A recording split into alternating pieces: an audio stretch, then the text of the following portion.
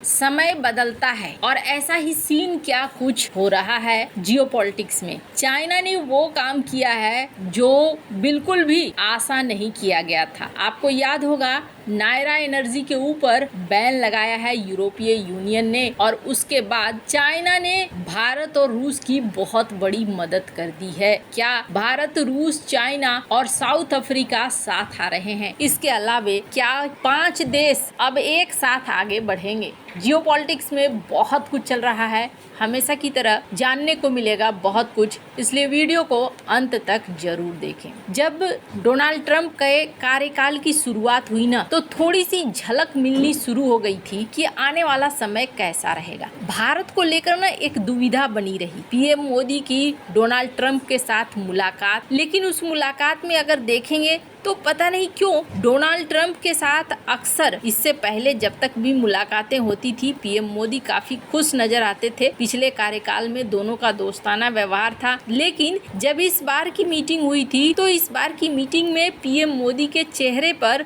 वो बात नहीं दिखी थी। यानी कि आभास होना शुरू हो चुका था कि अमेरिका के साथ रिश्ते आगे जाकर कैसे रहेंगे ये कहना मुश्किल है। और आपने एक चीज नोटिस करा होगा कि भारत ने फिर धीरे धीरे चाइना के साथ एससीओ वगैरह की मीटिंग के लिए बात भी आगे करना शुरू कर दिया, बढ़ाना शुरू कर दिया। अजीत डोभाल चले गए, जयशंकर चले गए। तो जियोपॉलिटिक्स में ना कोई भी घटना अचानक से नहीं होती है, काफी सोचा समझा होता है और दूरदृष्टि वाले ही जियोपॉलिटिक्स में आगे बढ़ते हैं। डोनाल्ड ट्रंप के टारगेट में कौन था?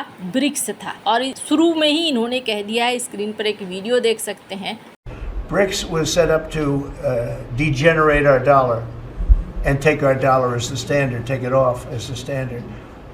And that's okay if they want to play that game, but I can play that game too. So anybody that's in BRICS is getting a 10% charge. Is that immediate, sir? Or Yeah, is that pretty soon. if they engage in some behavior?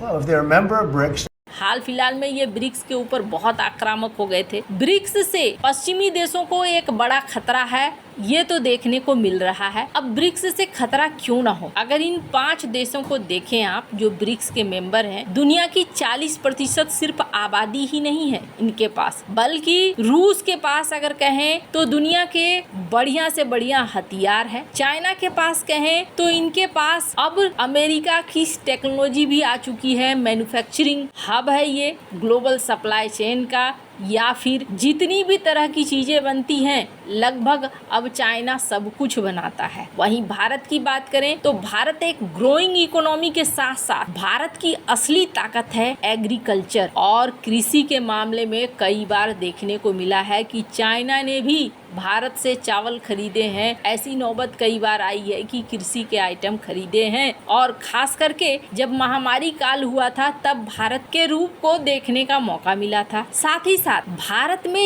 Young generation है। China में जहां अब उम्र एक काफी हद तक जो पिरामिड का स्ट्रक्चर है वो बढ़ती उम्र की तरफ है, तो वहीं भारत के तरफ है कि नहीं, अभी वर्कफोर्स काफी लंबे समय तक रहेगा। अब है एक और देश ब्राजील। इनके पास क्या है? इनके पास है रेयर अर्थ मटेरियल, जो खजाना लूला किसी को देना नहीं चाहते हैं। वहीं दूसरी तरफ एक और देश है जो याद होगा डोनाल्ड ट्रंप से मिलने के लिए उनके राष्ट्रपति आए थे, सिरिल रामाफोसा। तो देखने को मिला था कि डोनाल्ड ट्रंप आरोप लगाया था कि श्वेत लोगों के साथ भेदभाव होता है। अब का सीन क्या हो रहा है कि डोनाल्ड ट्रंप ने एक ही लाठी से सबको हाँक दिया है और इसका परिणाम भी देखने को मिल रहा है। स्क्रीन पर एक तस्वीर देख रहे हैं, साउथ अफ्रीका की मिलिट्री किसके साथ बैठी हुई है? ईरान के मिलिट्री के साथ बैठी हुई है और बातचीत चल रही है कि हम दोनों एक दूसरे के साथ कोऑपरेशन को बढ़ाएंगे। वहीं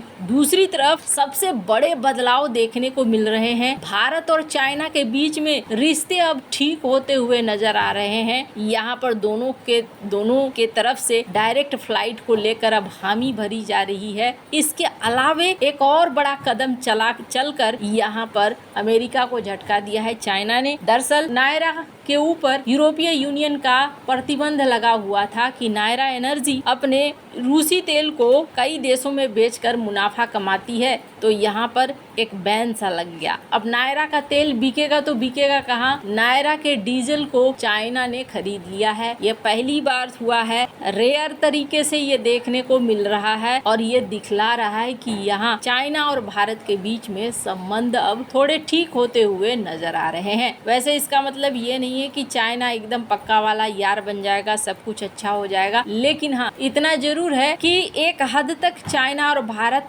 समझौता कर रहे हैं व्यापार के मामले में, ये देखने को मिल रहा है। जल्दी वांग यी भारत आएंगे और बातचीत होगी। अब यहाँ 5 देश जो हैं ब्रिक्स के, वो पांचों देश कहीं ना कहीं साथ आते हुए दिख रहे हैं और ये इनकी मजबूरी भी है साथ आना। हालांकि अमेरिका क्या सोचता है इस बारे में, इनके वित्त सचिव से जब कहा गया कि ब्रिक्स देश साथ आ रहे हैं, कल की डेट में आपके लिए समस्या हो सकती है, क्योंकि दुनिया का 40% आबादी तो इन्हीं के पास है और 40% आबादी का मतलब है कि एक बड़ा बाजार इनके पास खुद ही है। ये एक दूसरे के साथ व्यापार करके ही एक अपनी इकोनॉमी को आगे ले जा सकते हैं। तो यहाँ पर उनके वित्त सचिव ने क्या जवाब दिया?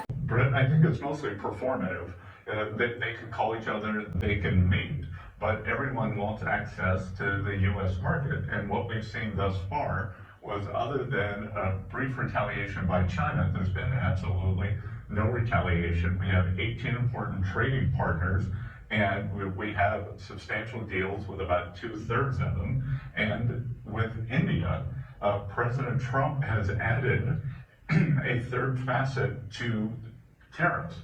उन्होंने इस वीडियो में ये कहा कि वो ठीक है, हमने भी सुना है कि ब्रिक्स इस तरीके का कुछ प्लान कर रहा है, लेकिन कोई भी देश हो वो चाहता है कि अमेरिका का बाजार खुले और अमेरिका का बाजार में हम व्यापार करें। यानी अब कोशिश क्या होगी? अब कोशिश होगी कि ब्रिक्स को तोड़ दो और अलग अलग देशों के साथ व्यापार एग्रीमेंट फाइनल कर लो। लेकिन जो चीज एक रास्ता पकड़ चुका है, ये इतनी आसानी से खत्म होने वाला नहीं है और ये जो रास्ता है ना, इस रास्ते ने अब अमेरिका के लिए एक चुनौती जरूर पेश कर दी है। और सबसे बड़ी बात यह है कि अब बहुत सारे ऐसे एक्सपर्ट भी हैं जो कह रहे हैं कि भारत को अब भरोसा करना अमेरिका के ऊपर बहुत मुश्किल हो जाएगा और ये ब्रिक्स के लिए एक बढ़िया समय आ रहा है। अब कितने दिनों तक ये पांचों देश अपने मुद्दे पर खड़े रहते हैं, देखने वाली बात होगी। लेकिन पांचों देशों के पास अपनी अपनी काबिलियत है। इस काबिलियत की वजह से भारत ने कई बार कहा है, पीएम मोदी ने भी कहा है, राजनाथ सिंह ने भी कहा है कि कोई भी ताकत हमें